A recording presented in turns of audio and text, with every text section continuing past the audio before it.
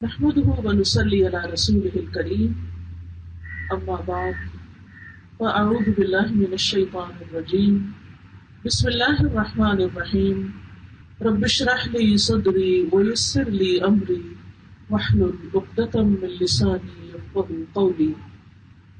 الحمدللہ آج یہاں ایک خوشی کے موقع پر آپ سب سے ملاقات ہو رہی ہے.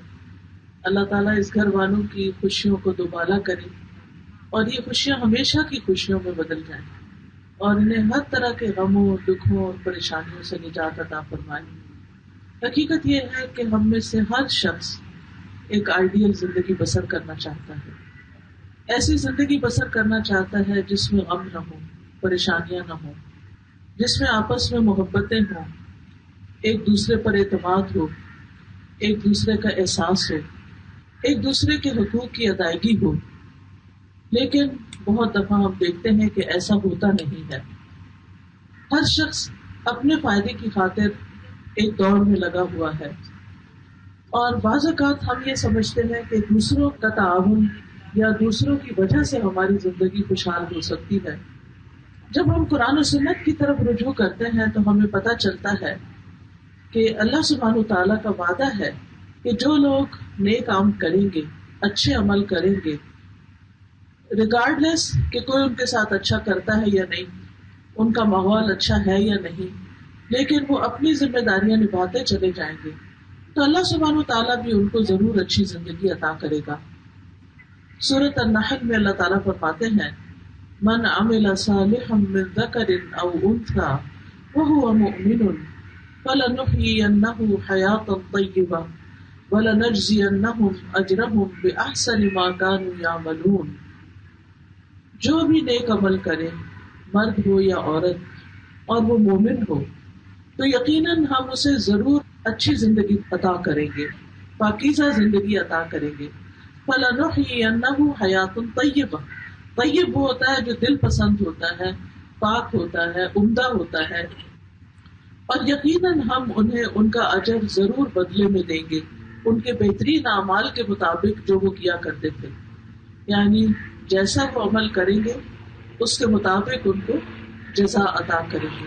تو اس سے یہ پتہ چلتا ہے کہ اگر ایک انسان دنیا میں اچھا کرتا ہے، اور اچھا کرنا صرف یہ نہیں ہوتا کہ کسی مشکل وقت میں انسان کچھ دعائیں مانگ لے یا کچھ صدقہ خیرات کر دے یا کچھ اچھے کام کر لے اور پھر اللہ تعالیٰ کو بھول جائے، بلکہ اچھا کرنا ایک مستقل بنیاد پر ایک زندگی کا اصول بنا کر اچھا کرنا ہے کہ کوئی ہمارے ساتھ اچھا ہے پھر بھی اچھا کریں گے، اور اگر کوئی ہمارے ساتھ اچھا نہیں تو ہمیں اچھا ہی رہنا ہے، ہمیں اچھا ہی کرنا ہے.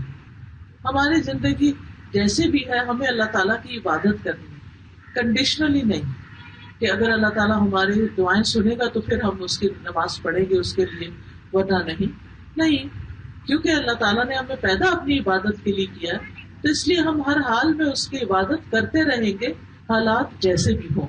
تو بہرحال چونکہ یہ اللہ تعالیٰ کا وعدہ ہے کہ ہم نیک عمل کرنے والوں کو حیات طیبہ عطا کریں گے، اور یہ حیات طیبہ دنیا کی زندگی کی طرف اشارہ ہے.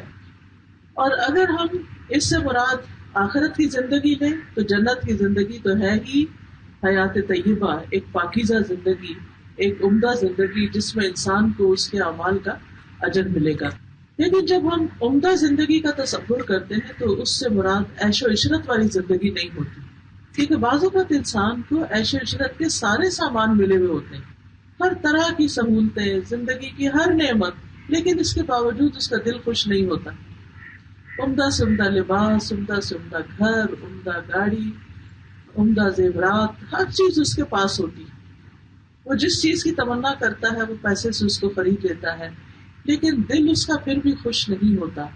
تو پھر یہ اچھی زندگی کون سی زندگی ہے کہ جس میں انسان کا دل ہی خوش نہیں؟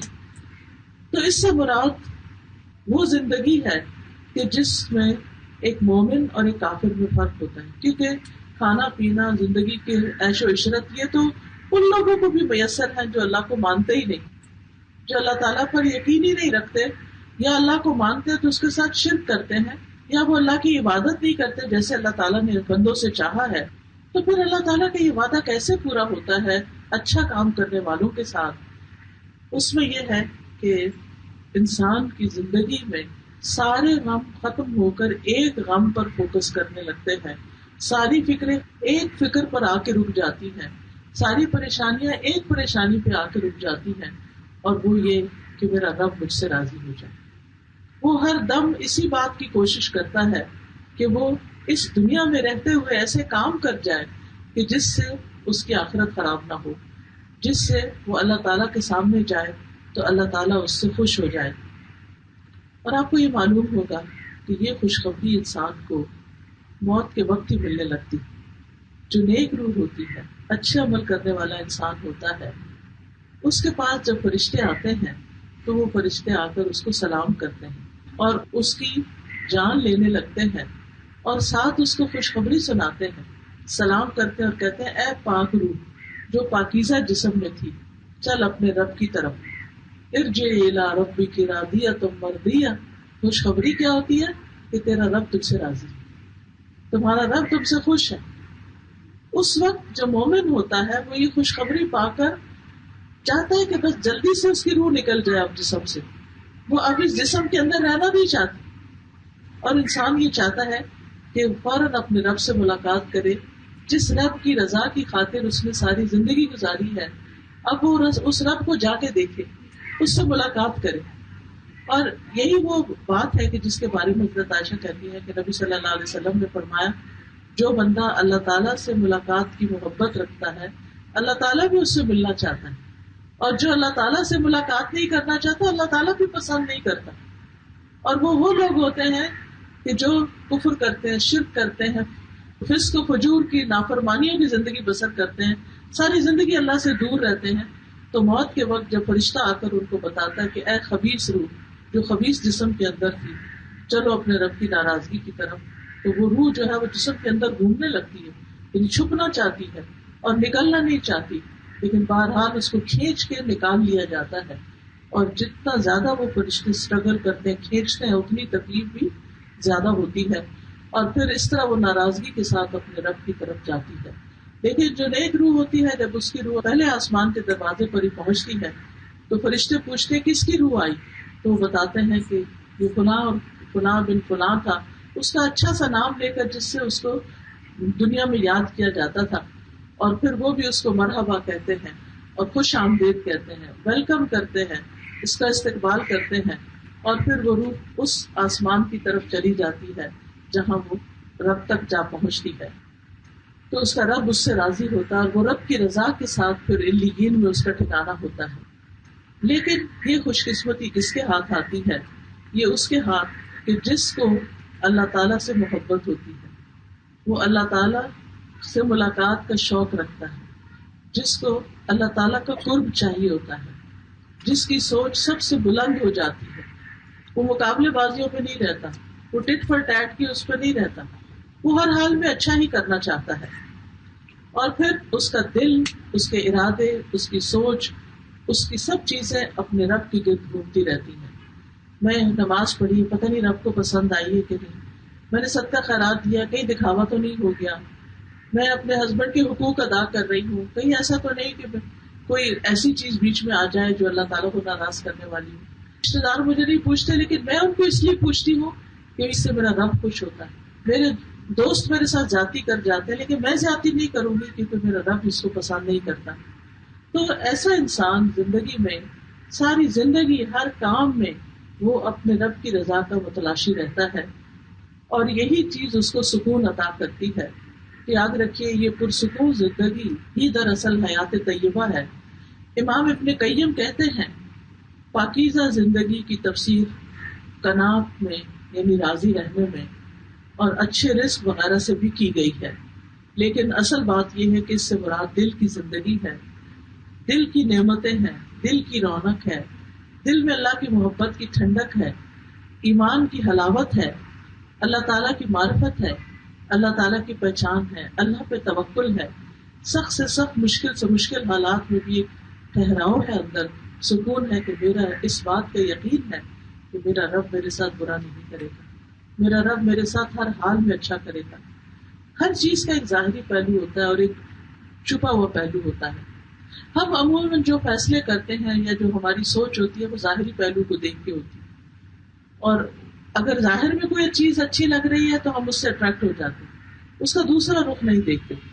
لیکن اللہ سبحانہ وتعالیٰ کے ہاں یعنی کچھ چیزیں ایسی ہیں جو ہماری زندگی میں پیش آ رہی ہوتی ہیں جن کی توجہ ہمیں سمجھ نہیں آتی کہ یہ کیوں ہو رہا ہے، تو اس کا ایک دوسرا رخ بھی ہوتا ہے جو اللہ کو پتا ہوتا ہے، ہمیں نہیں پتا ہوتا.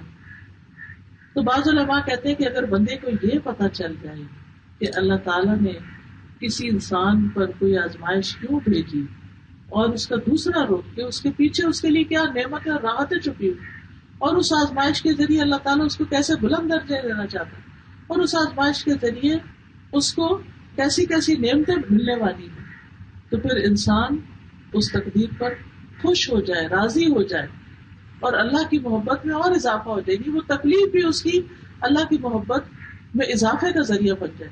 لیکن چونکہ ہمیں اس کا پتہ نہیں ہوتا، ہم ظاہری چیزوں کو دیکھتے ہیں اور ہم سمجھتے ہیں کہ شاید ہمارے ساتھ یہ بہت انفیئر ہوا ہے اور یہ ٹھیک نہیں ہوا.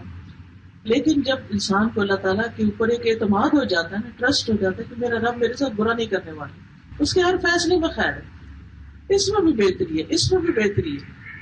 ہر وہ چیز جو ہمیں پسند آئے اس کو بھی رب کی رضا سمجھ کے لیں، اور جو چیز ہمیں پسند نہ آئے اس میں بھی رب کی رضا سمجھے. تو اس حال میں انسان کا جب دل راضی ہو جاتا ہے تو بعض لوگ کہتے ہیں کہ میرے دل پر، کسی نے کہا کہ میرے دل پر کچھ اوقات ایسے بھی آتے ہیں کہ میرا دل خوشی سے جھوم اٹھتا ہے. اور یہ خوشی کس بات کی ہوتی ہے؟ رب کی رضا پر راضی رہنے کی، اور دل کے اندر ایک بنا ہونے کی، دل کے اندر ایک سکون ہونے کی. پھر آپ دیکھیے کہ جب یہ ہم اچھی زندگی کا تصور کرتے ہیں تو ہم یہ سوچتے ہیں کہ ہم چونکہ نماز، روزہ، صدقہ، خیرات، ذکر، اذکار سب کریں تو اس ٹائم پر کوئی تکلیف نہیں آنی چاہیے. یا فلاں شخص تو اتنا نیک ہے، اس نے تو ساری زندگی عبادت میں گزاری، پھر اس کو کینسر کیوں ہو گیا؟ فلاں تو ایسا ہے کہ اس کی ساری زندگی لوگوں کی خدمت میں گزری ہے، لیکن اس کے اپنے بچے اس کے کیوں نہیں ہوئے؟ یعنی کچھ سوال ہمارے ذہن میں ایسے پیدا ہوتے رہتے ہیں. تو بات یہ ہے کہ اللہ تعالیٰ نے یہ نہیں کہا کہ میں اچھی زندگی بسر کراؤں گا تو تمہارے لیے دنیا کے دروازے کھول دوں گا اور تمہیں ہر طرح کے غم سے بچا دوں گا. نہیں، اس کا مطلب یہ ہے کہ تکلیفیں آئیں گی بھی تو اس بندے کے اندر ایک ٹھہراؤ ہوگا، اس کو قبول کرنے کی صلاحیت دے دے گا. ٹھیک ہے، آپ دیکھیے دنیا اللہ نے امتحان کے لیے بنائی ہے. الذی خلق الموت والحیات لیبلوکم ایکم احسن عملا. اس نے موت اور زندگی اس لیے بنائی کہ تمہیں آزما کے دیکھے تم نے اچھے کام کون کرتا ہے. تو یہ زندگی تو ہے ہی امتحان، اس میں امتحان تو آئیں گے ہی آئیں گے، فرشون آئیں گے. اس سے نہ کوئی نبی بچا ہوا، نہ کوئی صحابی بچا ہوا، نہ ہی کوئی نیک انسان، کوئی عالم، کوئی زاہد، کوئی متقی، کوئی فارسہ، کوئی بھی نہیں بچا ہوا. یہ تکلیفیں تو سب کے لیے لکھی ہوئی ہیں. کوئی دنیا میں ایسا شخص نہیں کہ جس کے لیے صرف نعمتیں ہی نعمتیں ہوں اور اس کے لیے کوئی امتحان اور تکلیف نہ ہو. لیکن یہ الگ بات ہے کہ ہم نعمتوں کو کم محسوس کرتے ہیں اور تکلیفوں کو زیادہ محسوس کر جاتے ہیں. کسی شخص کی طرف سے ہمیں زندگی بھر اچھا ملتا ہے، اگر ایک سخت بات اس نے کر دی تو بس ہم وہ نہیں بھولیں گے. تو بات یہ ہے کہ نیک لوگ بعض اوقات دوسروں کے مقابلے میں زیادہ تکلیفوں میں مبتلا ہوتے ہیں. تو یہ اللہ کی محبت ہی کی علامت ہوتی ہے، کیونکہ اس طریقے سے اللہ تعالیٰ ان کے درجات بلند کرتا ہے. لیکن جن لوگوں کو حیات طیبہ ملتی ہے وہ تکلیفوں میں، طوفانوں میں، مشکلات میں، مصیبتوں میں ہر جگہ اطمینان سے رہتے ہیں، سکون سے رہتے ہیں، خوشی سے رہتے ہیں اور اچھے دنوں کا انتظار کرتے ہیں، پر امید ہوتے ہیں، یعنی امید کا دامن ہاتھ سے نہیں چھوڑتے. ان لوگوں کے ساتھ اللہ کی خاص مدد ہوتی ہے، اور پھر ہر ایک کانٹا بھی جو ان کو چبھتا ہے اس پر ان کے لیے اجر لکھا چلا جاتا ہے اور ان کے گناہ معاف ہوتے چلے جاتے ہیں. اس لیے کہ کوئی شخص یہ نہیں کہہ سکتا کہ میں تو اتنا نیک ہوں کہ مجھ سے کبھی کوئی گناہ نہیں ہوا. اور بعض لوگوں کو تو تکلیف آتی ہے تو وہ کہتے ہیں پتہ نہیں ہم سے کون سا گناہ ہوا ہے، میں نے تو اپنی زندگی میں کوئی گناہ نہیں کیا، اس لیے یہ ہونا تو نہیں چاہیے تھا. تو یاد رکھیے کہ ہر تکلیف صرف گناہ کی وجہ سے نہیں آتی، وہ ایک امتحان بھی ہوتی ہے. پھر اسی طرح یہ ہے کہ انسان جب اللہ تعالیٰ کی معرفت حاصل کرتا ہے، اللہ کے فیصلوں کو سمجھنے لگتا ہے، اس دنیا کا مقصد سمجھ جاتا ہے، آخرت کا مقصد سمجھ جاتا ہے، اپنی زندگی کا مقصد سمجھ جاتا ہے، تو پھر اس کے اندر ایک ایسا قرار آتا ہے جس کے بارے میں ابن قیم کہتے ہیں میرا دشمن میرا کیا کر لے گا، میری جنت میرا باغ میرے سینے میں ہے، میں جہاں بھی جاؤں میرے ساتھ ہے، وہ مجھ سے جدا نہیں ہوتا، میرا جیل میں بند ہو جانا میرا اللہ کے ساتھ تنہا ہونا، یعنی مجھے خلوت کی گھڑیاں نصیب ہو جائیں گی، میں اللہ سے اور مناجات کروں گا، میرا قتل ہونا میری شہادت ہوگا، مجھے ملک سے نکال دیں گے وہ میری سیاحت ہوگی، یعنی برے سے برا بھی کوئی میرے ساتھ کر لے گا تو اس سے بھی مجھے کوئی فرق نہیں پڑتا، کیونکہ اس میں میرے لیے خیر ہی خیر ہے۔ اصل بات یہ کہ ہم نے چونکہ دنیا کی حقیقت نہیں سمجھی ہوتی کہ اس کی ویلیو کیا ہے، اس لیے ہم یہاں کے نقصان کو سب سے بڑا نقصان سمجھ لیتے ہیں، حالانکہ دنیا کا نقصان سب سے بڑا نقصان نہیں ہے۔ حدیث کے مطابق دنیا کی اہمیت اللہ کے نزدیک ایک مچھر کے پر سے بھی زیادہ نہیں۔ اب آپ خود سوچیں، حدیث میں آتا ہے اگر اللہ کے ہاں دنیا کی قدر و قیمت ایک مچھر کے پر کے برابر بھی ہوتی تو اس میں سے کسی کافر کو پانی کا گھونٹ بھی نہ ملتا، لیکن اللہ تعالیٰ یہ دنیا کھول کے دیے چلے جا رہا ہے کیونکہ اللہ کے نزدیک اس کی ویلیو نہیں۔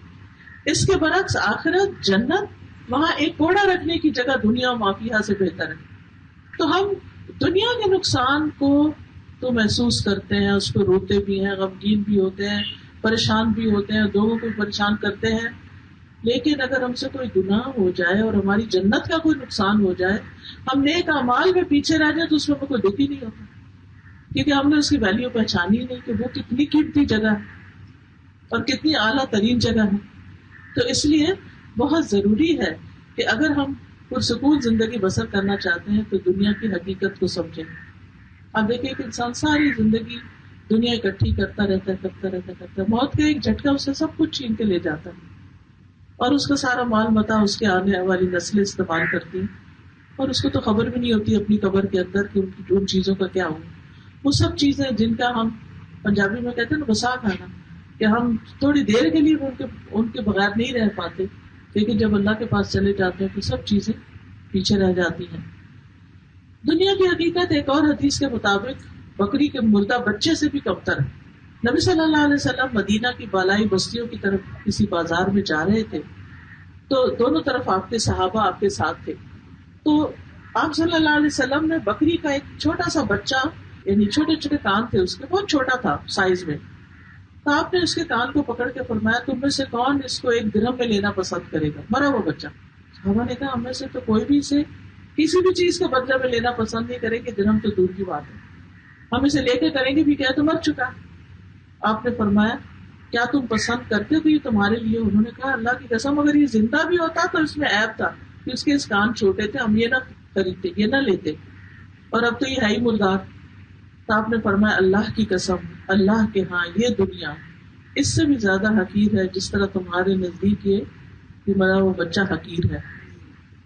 کہ جو دنیا اتنی حقیر ہے اس کے پیچھے کتنا رونا چاہیے، کتنا افسوس کرنا چاہیے، کتنا دکھی رہنا چاہیے، اور کتنا اس کے اپ اینڈ ڈاؤن میں آپ پریشان رہیں۔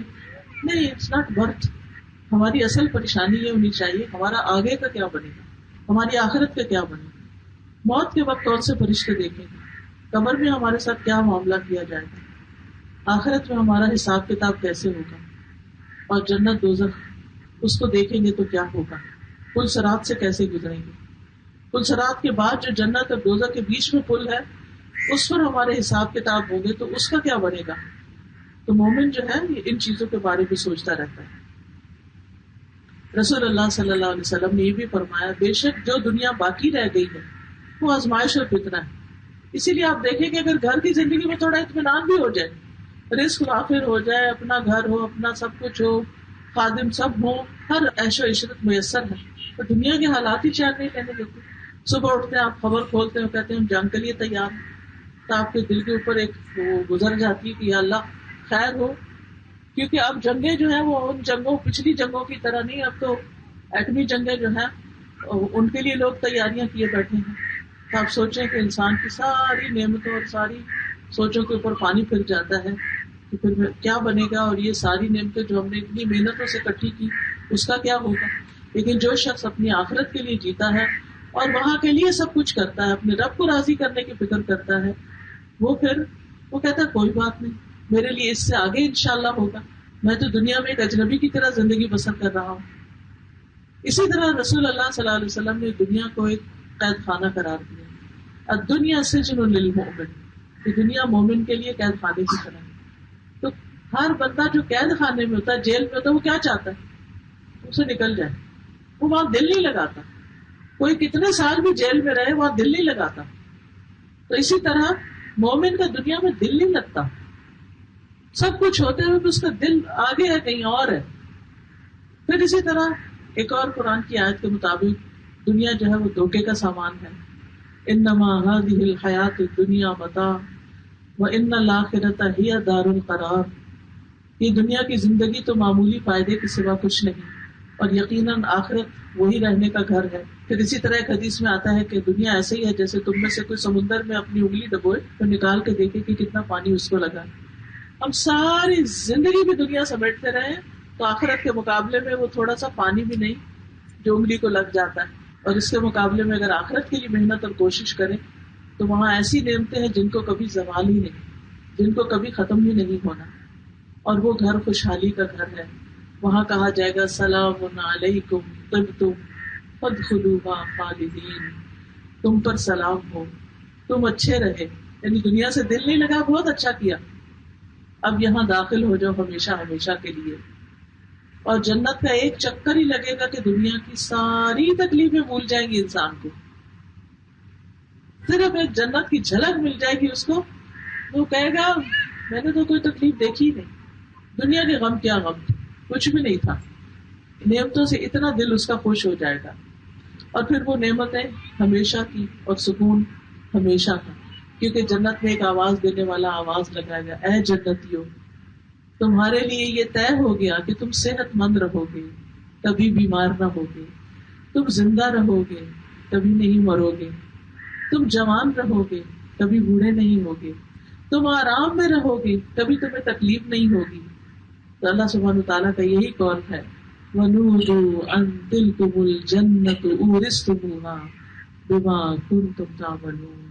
انہیں آواز دی جائے گی کہ یہ ہے جنت جس کے تم وارث بنائے گئے بوجہ اس کے جو تم عمل کرتے تھے، تمہارے اعمال کے نتیجے میں تمہیں یہ سب کچھ ملا.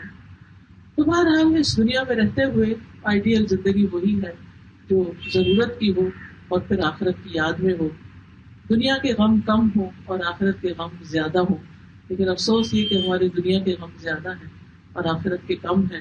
ہمیں اس کو شفٹ کرنا ہے، اس کو تبدیل کرنا ہے، اپنی ہیبٹس کو بدلنا ہے، اپنی پرائرٹیز کو سیٹ کرنا ہے کہ زیادہ ویلیوبل چیز کیا ہے. پھر اسی طرح دنیا ایک آزمائش ہے. اللہ تعالیٰ فرماتے کل نفس ذائقۃ الموت ونبلوکم بالشر والخیر فتنہ والینا ترجعون. ہر جاندار کو موت کا مزہ چکھنا ہے اور ہم تمہیں اچھے اور برے حالات دونوں سے آزماتے ہیں. نعمتیں بھی آزمائش ہے، شادی بھی ایک امتحان ہے کہ ہم نبھا کیسے کرتے ہیں، اور بالآخر تمہیں ہماری طرف لوٹنا ہے. یعنی شادی اور شادی کے بعد کی زندگی بھی ٹیمپریری. آپ میں سے وہ لوگ جن کی شادیاں کو 30-40 سال پہلے ہوئی، اسی طرح خوشیوں کے ساتھ آغاز ہوا، پھر بچے پیدا ہوئے، پھر بچے چھوٹے تھے، ان کو پالا پڑھایا لکھایا، پھر بڑے ہوئے، پھر ان کی شادی کر دی. گزر گیا وہ سارا زمانہ، پلک جھپکتے گزر گیا، پتا بھی نہیں چلا. اسی طرح وہ لوگ جو آج شادی ہو رہی ہے، پھر کل بچے ہوں گے، اور پھر اسی طرح ان کے بھی جوان ہوں گے، اور یہ سلسلہ چلتا رہے گا. تو اس زندگی میں انسان کے اوپر اچھے حالات بھی آتے ہیں، نعمتیں بھی آتی ہیں اور تکلیفیں بھی آتی ہیں. جب کبھی کوئی تکلیف آئے، آپ سوچ رہے ہو کہ درس شادی کا اور میں تکلیفوں کی بات کر رہی ہوں، کیونکہ حقیقت یہ ہے کہ بہت سی شادیوں نے تکلیف میں مبتلا کر دیا ہے. کہ شادی ہوتی ہے، ساری تیاریاں ہوتی ہیں، کھانے کپڑے زیورات ہر چیز سے لے کر، لیکن زندگی کیسے آپس میں گزارتی ہیں اس کے بارے میں کوئی نہیں بتاتا. انسان ایک افسانوی دنیا کا امیجنیشن لے کے اس دنیا میں قدم رکھتا ہے کہ اس میں صرف خوشیاں ہی خوشیاں ہوں گی اور محبتیں ہی ہوں گی اور امن ہی امن ہوگا. حالانکہ انسان کے اوپر ہر طرح کے حالات آتے ہیں. تو ان حالات میں خوش رہنا یہ اصل کمال کی بات ہے. کہ شادی کے بعد اگر کوئی چیز ناگوار ہے، کوئی تکلیف دہ ہے، ناپسندیدہ ہے، تو اس کو تقدیر کا حصہ سمجھ کے گوارا کر لینا اور اس کو تبدیل کرنے کی کوشش کرنا، یہ انسان کے لیے ضروری ہے. لیکن انسان یہ یاد رکھے کہ کوئی بھی تکلیف اللہ کے عزت کے بغیر نہیں آتی. ہر چیز اللہ کے عزت سے ہوتی. اور جب انسان یہ سوچ لیتا ہے نا اللہ کا عزت تھا اس میں کہ مجھ پہ یہ بیماری آئے یا بچے میں کچھ تکلیف آئے یا آپس کے ریلیشن شپ میں کچھ ایسی چیز پیش آ جائے، تو پھر انسان سوچتا ہے کہ اللہ نے اگر بھیجا تو اس میں ضروری فائدہ ہے. حضرت ابراہیم علیہ السلام کی اہلیہ حضرت ہاجرہ جو تھی، جب مکے میں ان کو چھوڑنے جا رہے تھے تو وہ بچہ اور ان کو حضرت ہاجرہ کو چھوڑ دیا اور خود واپس چلے، تو پیچھے آئیں کافی دور تک. ان سے پوچھتی ہے کہ آپ ہمیں کہاں چھوڑ کے جا رہے ہیں؟ انہوں نے کوئی جواب نہیں دیا. پھر تھوڑی دیر پھر چل پڑے، پھر رکے، پھر کہتے ہیں کیا اللہ نے آپ کو حکم دیا؟ کیونکہ بیوی کو پتا تھا کہ اللہ کے حکم کے آگے ابراہیم علیہ السلام کوئی نہ نہیں کرتے. تو وہ کہتے ہیں ہاں، اشارے سے کہا ہاں، لیکن پھر اللہ ہمیں کبھی ضائع نہیں کرے گا. اور آپ سوچیں کہ حضرت ہاجرہ کو تو آج اٹھ کے دیکھیں کہ کعبہ کے ارد گرد ہو کیا رہا ہے اور مکے میں کیا نعمتیں ہیں اور کس طرح لوگوں کے دل اس طرف کھینچے چلے جاتے ہیں. لیکن جب وہ گئی تھی تو اس وقت تو وہ چٹیل وادی تھی، میدان تھا. کتنی تکلیفوں سے انہوں نے آغاز کیا، بگننگ کی. تو بعض اوقات ایسا ہی ہوتا ہے، شادی کے بعد اچانک مشکلات آ جاتی ہیں.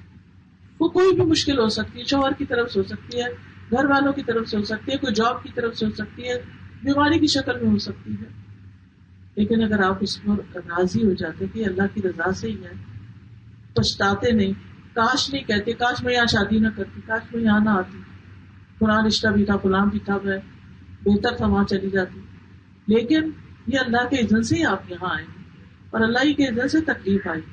اور اللہ کی محبت کی نشانی ہے کہ وہ اپنے بندے کو آزماتا ہے. اور اللہ تعالیٰ نہیں معلوم کہ اس امتحان سے آپ کے کتنے درجے بلند کر دے اور آپ کے لیے بعد والی نسلوں میں خیر کثیر جاری کر دے.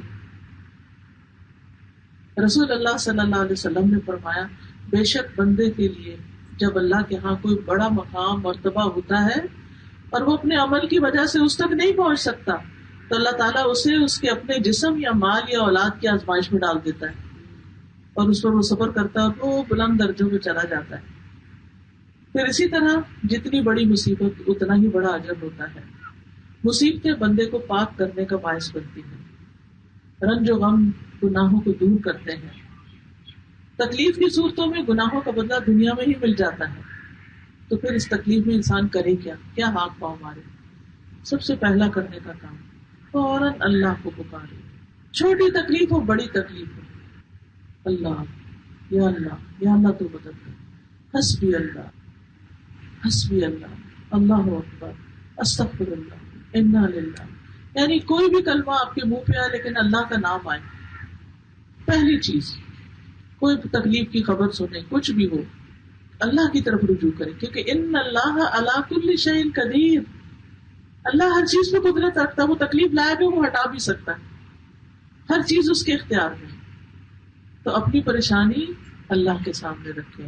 سورۃ النمل میں آتا ہے، امن یجیب المضطر اذا دعاہ ویکشف السوء، بھلا کون ہے جو لاچار کی فریاد رسی کرتا ہے، لاچار کی کون سنتا ہے، جب وہ اسے پکارتا ہے وہ اس کی تکلیف کو دور کر دیتا ہے. تو یہ اللہ ہی ہوتا ہے جو تکلیفوں کو دور کرتا ہے. اس لیے اللہ سے اپنے غموں کی شکایت کرنی چاہیے. حضرت یعقوب علیہ السلام یوسف علیہ السلام کے غم میں ساری زندگی روتے رہے، حتیٰ کہ ان کی آنکھیں سفید ہو گئی، ان کی نگاہ چلی گئی. لیکن انہوں نے اپنے غم کی فریادیں بچوں کو نہیں سنا. انما اشکو بثی وحزنی الی اللہ، میں اپنے غم کی فریاد اپنے اللہ کو سناتا ہوں. اللہ ان بندوں کو دیکھنے والا ہے. وَأَعْلَمُ مِنَ اللَّهِ مَا لَا تَعْلَمُونَ، اور میں اللہ کی طرف سے وہ جانتا ہوں جو تم نہیں جانتے. لہذا مصیبت آنے پہ اللہ کے آگے گر گرائے، اللہ سے دعائیں کرے، اللہ کو پکارے، اللہ پر اعتماد رکھے کہ اس نے آپ کو برا نہیں چاہا، اس پر بھروسہ کرے. قرآن مجید میں آتا ہے وَمَن يَتَوَكَّلْ عَلَى اللَّهِ فَهُوَ حَسْبُهُ إِنَّ اللَّهَ بَالِغُ أَمْرِهِ قَدْ جَعَلَ اللَّهُ لِكُلِّ شَيْءٍ قَدْرًا. اور جو شخص اللہ پر بھروسہ کرے تو وہ اس سے کافی ہو جاتا ہے. اللہ اپنا کام پورا کر کے رہتا ہے. بلا شبہ اللہ نے ہر چیز کا اندازہ مقرر کر رکھا ہے کہ ہر تکلیف کے آنے اور جانے کا ایک وقت مقرر ہے. جب تکلیف آتی ہے نا، چاہے زکام نزلہ بھی ہوتا ہے جلدی سے ٹھیک ہو جائے، لیکن کیا ہوتا ہے وہ اپنا ٹائم لیتا ہے، کیونکہ آتا جلدی سے لیکن جاتا پھر اپنی مرضی سے. کھانسی وانسی شروع ہو جائے تو اور لمبا چل پڑتا ہے. تو اسی طرح باقی یہ تو چھوٹی سی مثال ہے، باقی چیزیں بھی ایسے ہی ہوتی ہیں. پھر اسی طرح یہ کہ اللہ کی عبادت کی طرف جو کمی کوتاہی ہو رہی ہے اس کو پورا کرے کہ کہیں اللہ تعالیٰ ناراض تو نہیں. اور اس میں سب سے پہلے یہ کہ نمازوں کی حفاظت، کیونکہ جو لوگ نمازوں کی حفاظت کریں گے ان پر کوئی خوف اور غم نہیں ہوگا. نماز اللہ کی مدد حاصل کرنے کا بہترین ذریعہ ہے. قرآن پاک میں اللہ تعالیٰ فرماتے ہیں یا ایھا الذین آمنوا استعینوا بالصبر والصلاۃ ان اللہ مع الصابرین. بے شک اللہ صبر کرنے والوں کے ساتھ ہے. اے لوگوں جو ایمان لائے صبر اور نماز کے ساتھ مدد حاصل کرو، بے شک اللہ صبر کرنے والوں کے ساتھ ہے. تو غم اور پریشانی میں نماز کا سہارا ہے. نبی صلی اللہ علیہ وسلم کے بارے میں بھی آتا ہے، انبیاء کے بارے میں بھی آتا ہے، کانوا اذا فزعوا فزعوا الی الصلاۃ، کہ جب وہ پریشانی میں مبتلا ہوتے تو نماز کی طرف دوڑتے تھے. نماز پڑھنے سے اللہ کی رحمت ملتی ہے، راحت و سکون ملتا ہے، مشکلات دور ہوتی ہیں. نمازوں کی حفاظت کرنے والا اللہ کی حفاظت میں آ جاتا ہے. نبی صلی اللہ علیہ وسلم نے فرمایا جان بوجھ کے نماز نہیں چھوڑا کرو، اس لیے کہ جو شخص جان بوجھ کر نماز کو چھوڑتا ہے اس سے اللہ کی ذمہ داری ختم ہو جاتی ہے، یعنی اللہ کی حفاظت سے باہر نکل جاتا ہے. خصوصاً فجر کی نماز کی حفاظت کرنے والا اللہ کی حفاظت میں ہوتا ہے. نبی صلی اللہ علیہ وسلم نے فرمایا جس نے صبح کی نماز پڑھی وہ اللہ عز و جل کی ذمہ داری میں ہے، یعنی اللہ سبحانہ وتعالیٰ اس کی حفاظت کا ذمہ لیتا ہے. پھر اسی طرح کثرت سے نفل پڑھنے والے کو اللہ کی مدد ملتی ہے. دن کا آغاز اللہ کے ذکر سے کرنا چاہیے، اذکار کرنے چاہیے. نماز پڑھنے والا دن بھر حشاش بشاش وقت گزارتا ہے. اور جو شخص فرض نماز کے علاوہ چاشت کی نماز بھی پڑھتا ہے تو اللہ تعالیٰ اس کے سارے کاموں کے لیے کافی ہو جاتے ہیں. حدیث میں آتا ہے کہ اللہ تعالیٰ فرماتے ہیں اے ابن آدم تو دن کے پہلے حصے میں میری رضا کے لیے 4 رکعتیں پڑھ لیا کر، میں دن کے آخری حصے تک تیری کفایت کروں گا، تیری ساری ضرورتیں پوری کر دوں گا. آسان سا نسخہ، 4 رکعتیں پڑھنے میں 8 منٹ لگ جائیں گے، 10 منٹ لگ جائیں گے، لیکن اس وقت کیونکہ اس کے بعد انسان زیادہ سے زیادہ اللہ سبحانہ وتعالیٰ کی رحمت کے سائے میں رہتا ہے. تیسری چیز جو ہے وہ ذکر کی کثرت. جب کوئی پریشانی آئے زیادہ سے زیادہ اللہ کو یاد کریں. الا بذکر اللہ تطمئن القلوب، سنو اللہ کے ذکر سے دلوں کو اطمینان ملتا ہے، ذکر سے رحمت اور سکینت نازل ہوتی ہے، تسبیح اور تحمید سے دل کی تنگی دور ہوتی ہے. اگر آپ کے اندر کوئی خوف ہے، کوئی گھبراہٹ ہے، کوئی فکر ہے، کوئی پریشانی ہے تو آپ سبحان اللہ و بحمدہ سبحان اللہ العظیم پڑھنا شروع کر دیں. پھر کثرت سے نبی صلی اللہ علیہ وسلم پر درود شریف پڑھیں، کیونکہ درود شریف پڑھنے سے سارے غم اور فکریں دور ہو جاتی ہیں. پھر اسی طرح ابن قیم کہتے ہیں ذکر شیطان کو بھگا دیتا ہے جو وسوسے ڈالتا ہے اور مایوسیاں ڈالتا ہے اور پریشان کرتا ہے. رحمان کو راضی کرتا ہے، دل سے غم اور پریشانی دور کرتا ہے. یہ دل کے لیے فرحت اور خوشی کو کھینچ لاتا ہے، جسم اور دل کو طاقت بخشتا ہے. یہ دل اور چہرے کو منور کر دیتا ہے. ذکر رزق کو کھینچ لاتا ہے. یہ ذکر کرنے والے کو حلاوت اور تازگی کا لباس پہناتا ہے، یعنی اس کے اندر ایک مٹھاس آ جاتی، کڑواہٹ نہیں رہتی، وہ ہر ایک سے لڑتا جھگڑتا نہیں رہتا، اس کے اندر ایک سکون آ جاتا ہے. چوتھی چیز ہے استغفار. جب تکلیف آئے استغفار کریں. اللہ کا وعدہ ہے فَقُلْتُ اسْتَغْفِرُوا رَبَّكُمْ إِنَّهُ كَانَ غَفَّارًا، تو میں نے کہا اپنے رب سے معافی مانگ لو، وہ ہمیشہ سے بہت معاف کرنے والا ہے. وہ تم پر برستی ہوئی بارش بھیجے گا اور وہ مالوں اور بیٹوں کے ساتھ تمہاری مدد کرے گا اور تمہیں باغات عطا کرے گا، تمہارے لیے نہریں جاری کر دے گا. تو آپ دیکھیے استغفار کا فائدہ کیا بتایا گیا کہ تمہیں مال اور بیٹوں سے نوازے گا. پھر اسی طرح استغفار سے اللہ کا عذاب نہیں آتا اور مصیبتیں نہیں آتی. پانچویں چیز قرآن سے تعلق مضبوط کرنا. قرآن ایمان والوں کے لیے شفا اور رحمت ہے، بیماریوں سے نجات دیتی. کتنے لوگوں نے اپنا ایکسپیرینس بیان کیا. ایک ابھی پچھلے دنوں ایک خاتون ملی، وہ کہنے لگی کہ میں نشہ کرتی تھی اور میرے ہسبینڈ بھی کرتے ہیں، میرے گاؤں کے بہت سارے لوگ جو ہیں وہ مرد جو حضرات ہیں وہ نشے میں مبتلا ہیں. کہتی کہ میں نے جو ہی قرآن کلاس جوائن کی، قرآن پڑھنا شروع کیا، اللہ نے قرآن سے مجھے شفا دی، مجھے نشے کی ضرورت ہی نہیں رہی. حالانکہ لوگوں کو ریہیبلیٹیشن کے لیے بھیجا جاتا ہے ایک دو تین دفعہ، لیکن نشے کی عادت نہیں جاتی. تو کس طرح قرآن نے زندگی بدل کے رکھ دی، کیونکہ قرآن خود بتاتا ہے وَنُنَزِّلُ مِنَ الْقُرْآنِ مَا هُوَ شِفَاءٌ وَرَحْمَةٌ لِّلْمُؤْمِنِينَ وَلَا يَزِيدُ الظَّالِمِينَ إِلَّا خَسَارًا. اور ہم قرآن میں جو کچھ نازل کرتے ہیں وہ مومنوں کے لیے شفا اور رحمت ہے، مگر ظالموں کے خسارے میں ہی اضافہ کرتا ہے. یعنی ظالم لوگ قرآن سے فائدہ نہیں اٹھاتے، ورنہ قرآن تو رحمت دلانے والی بابرکت کتاب ہے، اللہ سے تعلق کا ایک بہترین ذریعہ ہے. نبی صلی اللہ علیہ وسلم نے فرمایا کوئی ایسی چیز نہیں جو اس سے زیادہ بہتر ہو جس کے ذریعے تم اللہ کی طرف رجوع کر سکو، سوائے اس کے جو اس کی طرف سے نازل ہوئی، یعنی قرآن. کبھی دل گھبرائے، پریشانی ہو، کوئی ایسی پریشان کن خبر سنیں، قرآن پڑھنا شروع کر دیں. آپ دیکھیں گے کہ آہستہ آہستہ آہستہ وہ بوجھ جیسے برف پگھل جاتی ہے نا، ایسے ہی سارا غم پگھل کے ختم ہو جاتا ہے، بہہ جاتا ہے، اور انسان حشاش بشاش ہو جاتا ہے. قرآن گھروں میں برکت کا ذریعہ ہے. آپ کے گھروں میں قرآن کلاسز ہو، آپ اپنے گھر میں خود پڑھنے والے ہوں، بچوں کو پڑھائیں، بڑوں کو تلاوت کے لیے کہیں. پھر قرآن پڑھنے سے شیاطین سے حفاظت ہوتی ہے. یہ جو گھر گھر کا مسئلہ بنا ہوا، جادو ہو گیا، جن ہو گیا، فلاں ہو گیا، تو ایسی چیزیں قرآن پڑھنے پڑھانے والوں سے پھر دور رہتی ہیں. قرآن کی تلاوت نور حاصل کرنے کا ذریعہ ہے، اور سورۃ البقرہ کی تلاوت جو ہے وہ جادوگروں سے نجات کا ذریعہ ہے. جس کسی پر کوئی ایسے اثرات ہوں تو وہ کیا کرے، ہر روز سورۃ البقرہ پڑھے. ہر روز نہیں پڑھ سکتے، 2 دن میں ختم کرے، 2 دن میں نہیں کر سکتے، 3 دن میں ختم، ہفتے میں 1 دن ختم کر لے، مہینے میں 1 دن ختم کر لے، لیکن سورۃ البقرہ پڑھتا رہے. پڑھ کے پانی میں دم کر کے اگر چاروں طرف چھڑکاؤ کر دے تو اس سے اور بھی زیادہ فائدہ ہوتا ہے. شیطان اس گھر سے بھاگ جاتا ہے جس میں سورۃ البقرہ پڑھی جاتی ہے. چھٹی چیز جو ہے وہ تزکیہ نفس ہے، کہ انسان جب کوئی تکلیف آئے تو اپنے گناہوں پر غور کرے کہ اس میں میرا قصور کہاں ہے، میری غلطی کیا ہے. تو انسان کو اللہ تعالیٰ دکھا بھی دیں گے اگر واقعی سنسیئرلی انسان اپنی غلطی جاننا چاہتا ہے، اور اس طرح انسان اپنی اس غلطی پہ توبہ کر لے، معافی مانگ لے. پھر یہ ہے کہ انسان ایمان اور تقویٰ کا دامن تھام لے. جو ہو چکا ہے، جا چکا ہے، اس پر غم نہ کرے، اللہ کی رضا پہ راضی رہے، زبان سے کوئی برا لفظ نہ نکالے، اللہ سے شکوہ نہ کرے کہ اللہ میں راضی. چاہے دل میں غم ہے، تکلیف ہے، پریشانی، لیکن کہ یا اللہ میں راضی، یا اللہ میں راضی. شادی کے بعد کی زندگی میں بھی کبھی شوہر ڈانٹ دیتا ہے، کبھی کچھ مرد حضرات بڑے غصے کے ہوتے ہیں، کچھ بڑے لاپرواہ سے ہوتے ہیں، تو عورت بیچاری جلدی اڑتی رہتی. تو ایسی صورت میں کیا کرنا چاہیے؟ اللہ تعالیٰ کی طرف رجوع کر کے قرآن کی تلاوت اور اپنی زبان کو برے الفاظ سے بچا کے رکھنا چاہیے.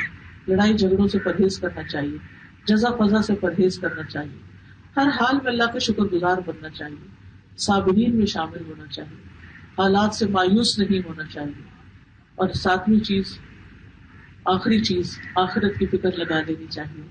رسول اللہ صلی اللہ علیہ وسلم نے فرمایا جس شخص کا مقصد اور پریشانی غم و ہم دنیا ہو، وہ دنیا کا ہی ہو کے رہ جائے، وہ اسی کی نیت کرے تو اللہ تعالیٰ اس کی آنکھوں کے سامنے اس کا فخر و فاقہ کر دیتے اور اس پر اس کے معاملات بکھیر دیتے ہیں، اور اس کو اس سے اتنا ہی ملتا ہے جو اس کے لیے لکھ دیا گیا. اور جس شخص کا مقصد اور حرص آخرت ہو اور وہی اس کا ہدف بن جائے اور وہ اسی کی نیت کرتا ہو تو اللہ عز و جل اس کے دل میں غنا ڈال دیتے ہیں اور اس کے معاملات کو یکجا کر دیتے ہیں.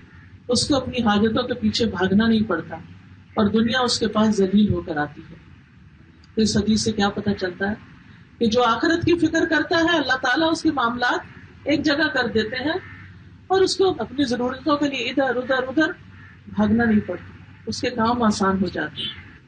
نبی صلی اللہ علیہ وسلم نے فرمایا جو اپنے غموں کو ایک ہی غم بنا لے، یعنی آخرت کا غم، تو اللہ اس کی دنیا کے غموں سے اس کو کفایت کر دے گا.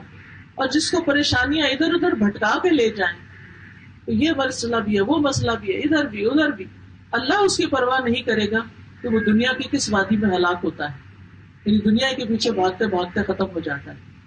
تو اس لیے دنیا میں رہتے ہوئے دنیا کی ضروریات تو ہمیں پوری کرنی ہے، لیکن فکر آخرت کو بنانا ہے.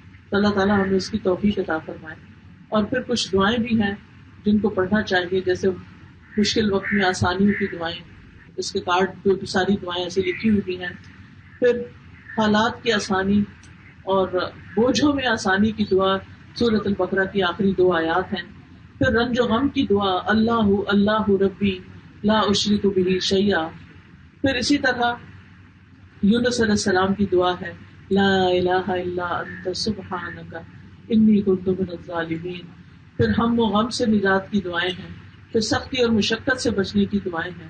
پھر دنیا کی تنگی سے پناہ مانگنے کی دعائیں ہیں. اور پھر دنیا کو اللہ ہمارا سب سے بڑا ہم و غم نہ بنائے اس کی دعائیں ہیں. تو اللہ تعالیٰ سے دعا ہے کہ اللہ تعالیٰ ہمیں عمل کی توفیق عطا فرمائے. ہم دعا کر لیتے سبحان اللہ والحمد للہ ولا الہ الا اللہ واللہ اکبر ولا حول ولا قوة الا باللہ العلی العظیم. اللہم صل علی محمد وعلی آل محمد کما صلیت علی ابراہیم وعلی آل ابراہیم انک حمید مجید. اللہم بارک علی محمد وعلی آل محمد کما بارکت علی ابراہیم وعلی آل ابراہیم انک حمید مجید. ربنا آتنا فی الدنیا حسنۃ وفی الآخرۃ حسنۃ وقنا عذاب النار. ربنا هب لنا من ازواجنا وذرياتنا قرة اعین واجعلنا للمتقین اماما. ربنا لا تؤاخذنا ان نسینا او اخطأنا. ربنا ولا تحمل علينا اصرا كما حملته على الذين من قبلنا. ربنا ولا تحملنا ما لا طاقة لنا به واعف عنا واغفر لنا وارحمنا انت مولانا فانصرنا على القوم الكافرين. یا رب العالمین یا ارحم الراحمین اس گھر پر اپنی خیر و برکت نازل فرما. یا اللہ جو لوگ آئے ہیں ان پر بھی اپنی رحمت نازل فرما. یا اللہ جن بچوں کی شادی ہو رہی ہے ان کو زندگی صحت ایمان اور عافیت عطا فرما. ان کو خوشیوں بھری زندگی نصیب فرما اور ان کو ہر تکلیف اور غم اور دکھ سے محفوظ رکھنا. ہر حاسد کے حسد اور شریر کے شر سے محفوظ رکھنا. یا اللہ ہم سب کو بیماریوں سے نجات عطا فرما. اللہ ہم سب کے بچوں کو ہدایت عطا فرما. اللہ حلال رزق عطا فرما حرام سے بچا. یا رب العالمین تو ہمیں مرتے دم تک اپنا بندہ بنا کے رکھنا. یا اللہ موت کے وقت فرشتہ سلام لے کر آئے اور تو ہم سے راضی ہو جائے, تیری طرف سے خوشخبریاں آئیں. یا رب العالمین جتنی بھی بہنیں آئی ہیں ان کے دلوں میں جو دعائیں ہیں نیک تمنائیں ہیں ان کو پورا فرما. ان سب کے دکھوں کو دور فرما. ان کی ساری ذاتیوں گناہوں قصوروں سے درگزر فرما. یا اللہ ہم سب کو معاف کر دے. یا اللہ تو ہم سب کو جنت الفردوس عطا کر دے. اللہ تمہیں آخرت کی فکر لگا دے. ہمیں نفع مند علم عطا فرما دے. ہمیں زیادہ سے زیادہ اپنا قرآن سیکھنے سمجھنے اس میں غور و فکر کرنے کی توفیق عطا فرما دے. اللہ ہمارے والدین پر اپنی رحمت نازل فرما. ربنا تقبل منا انك انت السميع العليم وتب علينا انك انت التواب الرحيم. وصلى الله تعالى على خير خلقه محمد وعلى آله واصحابه واهل بيته اجمعين برحمتك يا ارحم الراحمين. الہی آمین. سبحانك اللهم وبحمدك اشهد ان لا اله الا انت استغفرك واتوب الیک. السلام علیکم ورحمۃ اللہ وبرکاتہ.